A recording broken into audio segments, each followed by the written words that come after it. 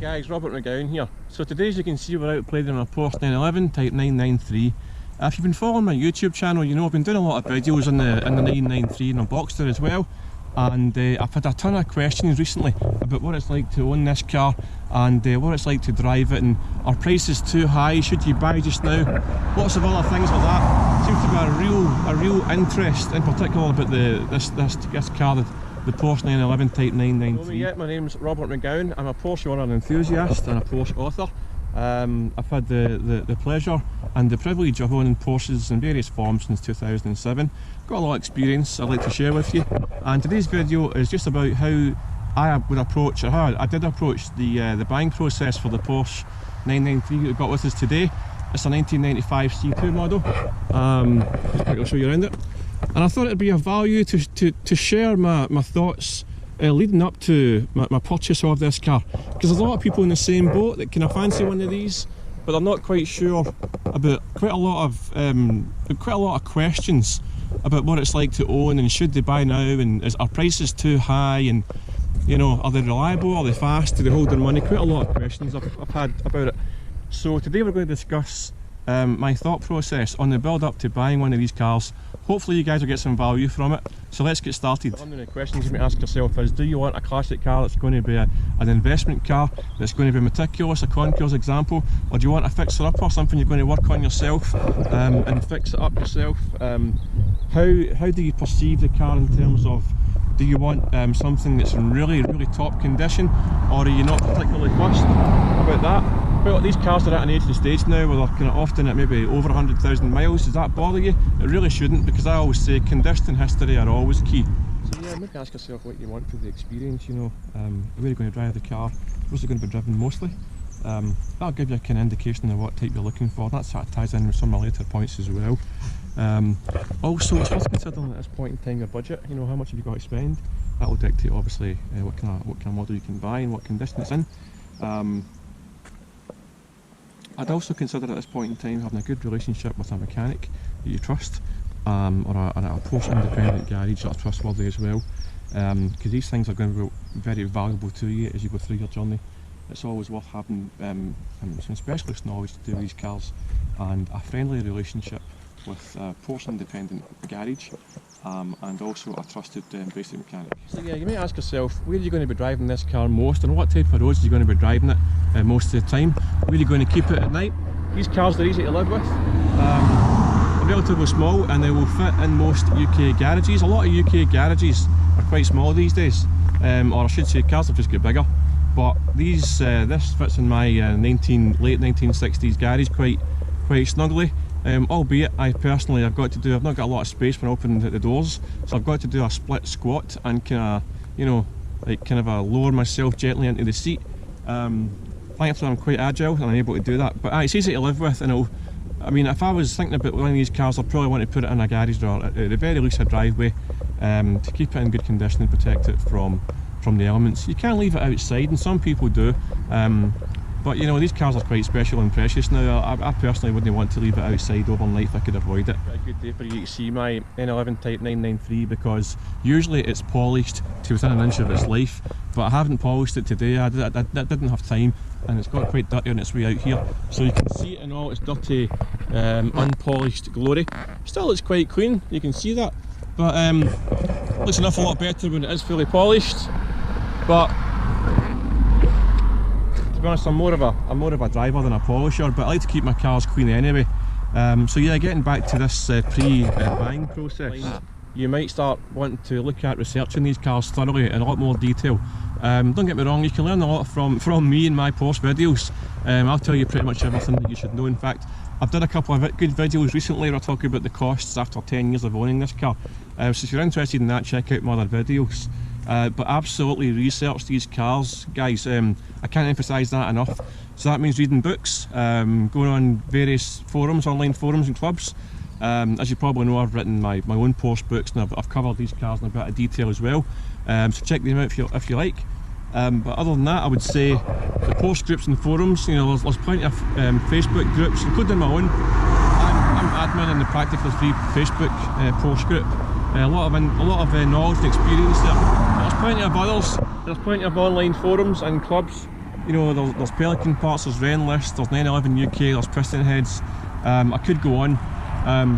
Internet's got quite a few interesting ones. It's good to join these clubs, it's good to join these online forums, and to get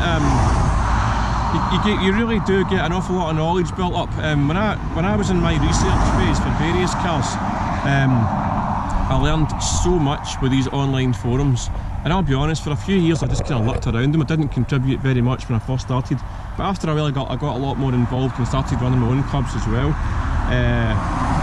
So yeah, the online community are really helpful and really nice, so it's absolutely worthwhile doing your research online and checking out YouTube, checking out Facebook, like I say, checking out any clubs and forums. They're all really valuable, and the things you can pick up from owners is really so valuable. It's worth doing. Also, you can make some connections and you can go along to some of the meets if you like. Some of them meet at the weekends or whatever, and again, they're usually a nice bunch. They're usually more than happy to let you maybe sit in the car, take you for a spin, talk about the car all day. You learn so much through these wee meetings and encounters. So research, guys, research is so key to owning one of these cars, because you know, you've got to learn a wee bit about them and to know what you're getting into before you buy one. Another thing I would strongly suggest that you consider is that you try these cars before you buy one. Try and drive as many as you possibly can. You might be surprised by the driving experience. It might not be what you expect it to be. So, you know, before you buy any car, it's always worth driving it as much, or driving as many types as you can. These cars they're at an age now where they'll all drive a wee tiny bit differently, so it'll depend on the number of owners they've had, depending on how meticulous the owner's been with the service history and the maintenance and the upkeep. So these cars, although they're all similar, will all drive just a little bit differently. Get a feel for what suits you. Try and drive a convertible, try and drive a Tiptronic, try and drive the manual gearbox, try and drive as many as you possibly can and get a good experience and understanding of what these cars are like prior to you making any further moves, because it may be for you. Chances are you'll love it, but there's a slight chance that you might think that the car's maybe too old and quirky for you and it's not suitable for your needs. So yeah, absolutely try and drive as many as you can at an early stage of the game, so you can make your mind up what suits you and what doesn't. First phase, I'd be looking at the costs for your likely cost for your insurance, road tax and MOT if you're in the UK. Have a look at rough pricing menus for servicing, things like that, so you can get an understanding of how much these cars cost to run. I can tell you from experience that these cars will take approximately £1,500, maybe slightly more or less every year on average to run. And that's excluding obviously fuel, MOT, tax and insurance. Like I always say, if you budget, sorry about the noise here guys. Obviously you work out your budget, you work out how much these cars cost to MOT, tax and insure. If you're in the UK, you'll be MOTing them. Look at your servicing costs, how much would they cost to service, how much are they for parts. They'll also have a big impact on whether or not you decide to pursue or progress the sale. It's also worth looking at your classifieds wherever you are. Have a look at your local classifieds, see what these cars are going for now. These cars have all jumped up in price, as have a lot of classic cars over the last few years, and some people are saying they could be too expensive now to buy. That depends, guys, in my opinion, it really depends. I mean, say the car costs you £50,000 to buy, it's going to hold its money, if not appreciate a little bit, most likely, in most circumstances. So it's kind of like you're not really spending the money, you're just kind of using it if you like. That's what I tell myself anyway. It's a lot of money to fork out, especially if it's just a kind of car if it's going to be a weekend thing, but still it's worth it, I would say. So yeah, have a look at the local classifieds to see what will get you, what type of car for the budget that you've got, and be prepared to travel. These cars, the 993 is very much in demand, and it always has been, but for some reason it seems to have picked up a wee bit again.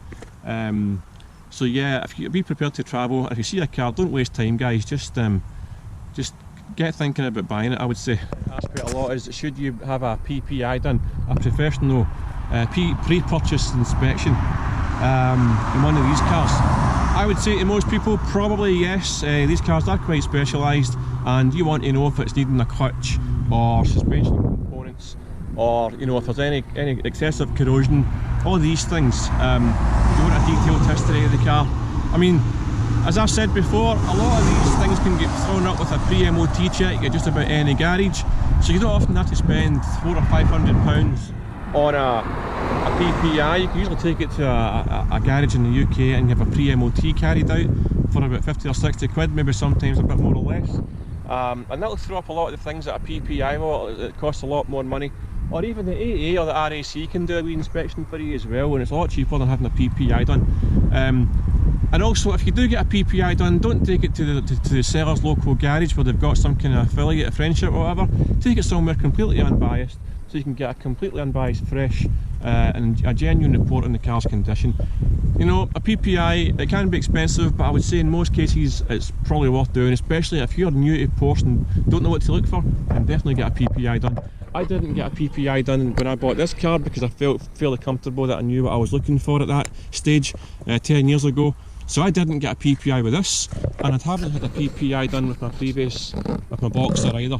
But you know, that's like I said before, I'm fairly experienced with these cars, and I'm comfortable that I know what to look for. It's worth thinking about. It's always worth keeping a couple of £1,000 or more in reserve. So if your budget's £50,000, I'd be looking for a car about 47, say for argument's sake, and keep some in reserve, because you just might throw up some expenses within the first wee while of ownership. It might not, but it's always good to have the money aside anyway and have that kind of mentality, because Porsches they're not often cheap to run, but they don't have to be expensive to run either. The car is the second most expensive purchase you'll make apart from your house, and it's an exciting thing, guys. I mean, buying your first Porsche, your second, your third, it's always exciting. I mean, it's a special time in your life, and you'll always remember it, so try and have fun during the process.